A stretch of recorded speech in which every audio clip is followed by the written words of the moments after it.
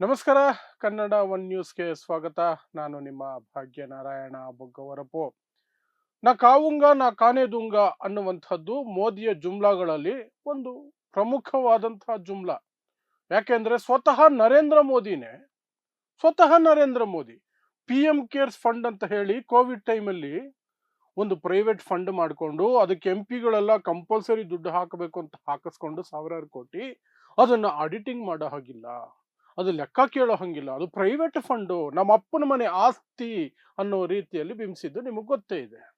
ಹಾಗಾಗಿ ನಾ ಕಾನೆದೂಂಗ ನಾ ಕಾವುಂಗ ಇದೆಲ್ಲ ಸುಮ್ಮನೆ ಫಿಲ್ಮಿ ಡೈಲಾಗುಗಳು ಆಗ್ಲೇ ನಿರೂಪಣೆ ಆಯಿತು. ಆದರೆ ಗುಜರಾತ್ನಲ್ಲಿ ಆದಿವಾಸಿಗಳ ದುಡ್ಡನ್ನು ಸಹ ಯಾವ ರೀತಿ ಸಮೋಸ ಲೆಕ್ಕದಲ್ಲಿ ತಿಂತಾರೆ ಕೋಟಿ ಕೋಟಿ ರೂಪಾಯಿಗೆ, ಅದೊಂದು ಪ್ರಕರಣ ಈಗ ಆಮ್ ಆದ್ಮಿ ಪಕ್ಷದ ಮೂಲಕ ಹೊರಗಡೆ ಬಂದಿದೆ.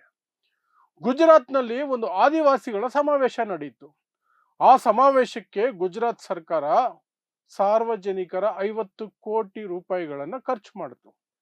ಸರಿ, 50 ಕೋಟಿ ಒಳ್ಳೇದಕ್ಕೆ ಮಾಡಿರುತ್ತೆ, ಆದಿವಾಸಿಗಳ ಸಮಾವೇಶ ಅಲ್ವಾ, ನರೇಂದ್ರ ಮೋದಿ ಅವರು ಖುದ್ದಾಗಿ ಬಂದು ಆ ಸಮಾವೇಶದಲ್ಲಿ ಭಾಗವಹಿಸಿದ್ದು.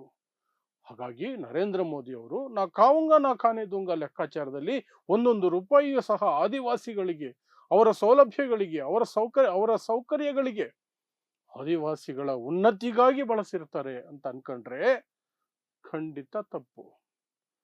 ಅಲ್ಲಿ 50 ಕೋಟಿ ರೂಪಾಯಿಗಳನ್ನ ನುಂಗಿ ನೀರು ಕುಡಿದಿದ್ದಾರೆ.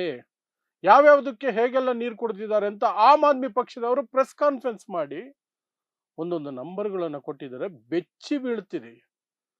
ಸಮೋಸ ಟೀಗೆ ಸಮೋಸಾಗೆ 2 ಕೋಟಿ ರೂಪಾಯಿ. ಒಂದು ಸಮಾವೇಶದಲ್ಲಿ ಟೀ ಮತ್ತು ಸಮೋಸಾಗೆ 2 ಕೋಟಿ ರೂಪಾಯಿ. ಒಂದು 10,000 ಜನ ಸೇರಿರ್ತಾರ.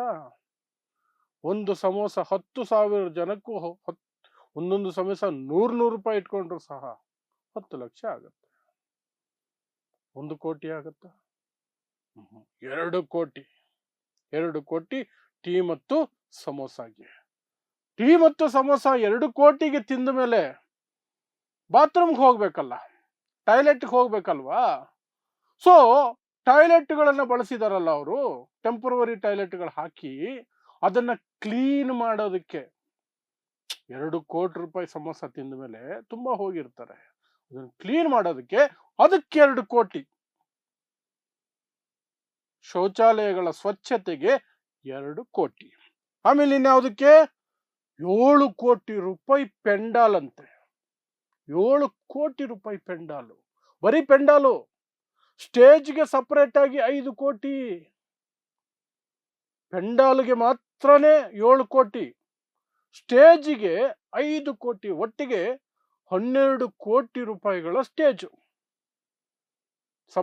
ಸಭೆ ನಡೆಸುವಂತಹದಕ್ಕೆ ವೇದಿಕೆ 12 ಕೋಟಿ ರೂಪಾಯಿಗಳ ವೇದಿಕೆ. ಇನ್ಯಾವುದಕ್ಕೆ? ಜನರನ್ನ ಕರ್ಕೊಂಡು ಬರೋದಕ್ಕೆ. ಅಂದ್ರೆ ಜನ ಸ್ವತಃ ಬಂದಿಲ್ಲ, ಜನರನ್ನ ಕರ್ಕೊಂಡು ಬರೋಕ್ಕೆ 7 ಕೋಟಿ ರೂಪಾಯಿಗಳು. ಸಮಾವೇಶಕ್ಕೆ ಜನರನ್ನ ಕರ್ಕೊಂಡು ಬರೋದಕ್ಕೆ 7 ಕೋಟಿ ರೂಪಾಯಿ. 7 ಕೋಟಿ.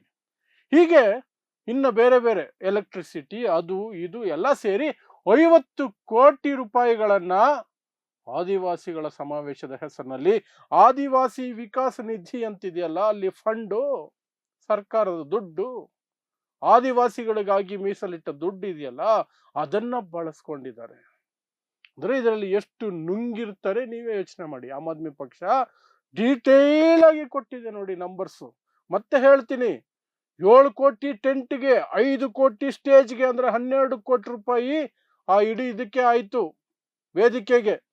7 ಕೋಟಿ ರೂಪಾಯಿ ಜನರನ್ನ ಕರ್ಕೊಂಡು ಬರಕ್ಕೆ, 2 ಕೋಟಿ ಶೌಚಾಲಯಗಳನ್ನ ಸ್ವಚ್ಛ ಮಾಡಕ್ಕೆ, ಮತ್ತೆ 2 ಕೋಟಿ ರೂಪಾಯಿ ಟೀ ಮತ್ತು ಸಮೋಸಾಗೆ.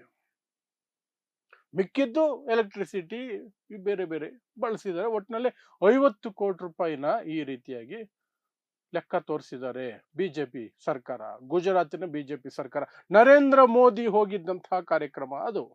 ನರೇಂದ್ರ ಮೋದಿ ಹೋಗಿದ್ದಂತಹ ಕಾರ್ಯಕ್ರಮ. ಆಮ್ ಆದ್ಮಿ ಪಕ್ಷ ಹೇಳ್ತಾ ಇದೆ 50 ಕೋಟಿಯಲ್ಲಿ 48 ಕೋಟಿನೋ 40 ಕೋಟಿನೋ ನುಂಗಿ ನೀರು ಕುಡಿದಿದ್ದಾರೆ. ಯಾಕಂದ್ರೆ 2 ಕೋಟಿ ರೂಪಾಯಿ ಸಮೋಸ ತಿನ್ಬೇಕಂದ್ರೆ ಎಷ್ಟು ಜನ ಬರಬೇಕು? ಟಾಯ್ಲೆಟ್ ಕ್ಲೀನ್ ಮಾಡೋದಕ್ಕೆ ಮಾತ್ರನೇ 2 ಕೋಟಿ ಅಂತೆ. ಅದೆಂತಹ ಕೆಮಿಕಲ್ಗಳು ಹಾಕಿ, ಅದೆಂತಹ ಸುಗಂಧಗಳನ್ನು ಹಾಕಿ ಕ್ಲೀನ್ ಮಾಡಿರ್ಬೇಕು.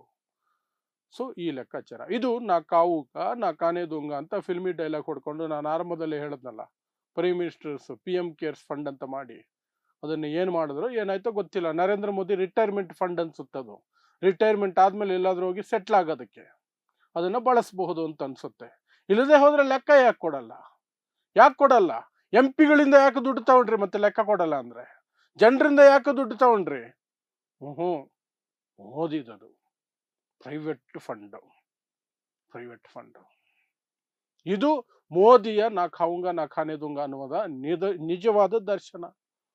ಇದೇ ನಿಜವಾದ ಯೋಗ್ಯತೆ ನರೇಂದ್ರ ಮೋದಿಯವರ ನಾ ಖಾವುಂಗ ನಾ ಖಾನೆ ದುಂಗ ಅನ್ನುವಂತಹ ಡೈಲಾಗಿನ ಹಿನ್ನೆಲೆಯಲ್ಲಿರುವಂತಹ ನಿಜವಾದ ಯೋಗ್ಯತೆ. 2 ಕೋಟಿ ರೂಪಾಯಿ ಸಮೋಸ ತಿನ್ನು, ಅದಕ್ಕೆ ಬಾತ್ರೂಮ್ಗೆ ಹೋಗು, ಅದನ್ನು ತೊಳೆಯಕ್ಕೆ 2 ಕೋಟಿ ಖರ್ಚು ಮಾಡು, ತೊಳೆಯಕ್ಕೆ ಅಷ್ಟೇ. ಇದಿಷ್ಟು ಗುಜರಾತ್ನ ಆದಿವಾಸಿಗಳು, ದಾಹೋದ್ ಅನ್ನುವಂತಹ ಪ್ರದೇಶದಲ್ಲಿ ನಡೆದ ಆದಿವಾಸಿಗಳ ಒಂದು ಸಮಾವೇಶಕ್ಕೆ ಈ BJP ಸರ್ಕಾರ ತೋರಿಸಿರುವ ಲೆಕ್ಕ ಮತ್ತು ಆಮ್ ಆದ್ಮಿ ಪಕ್ಷ ಅದನ್ನು ಹಿಡ್ಕೊಂಡು ಈಗ ರೂಪಿಸ್ತಾ ಇರುವಂತಹ ವಿಚಾರಗಳು. ಸೊ ನೋಡ್ತಾ ಇರಿ ಸಮಾಜಕ್ಕಾಗಿ ಕನ್ನಡ 1 ನ್ಯೂಸ್. ನಮಸ್ಕಾರ.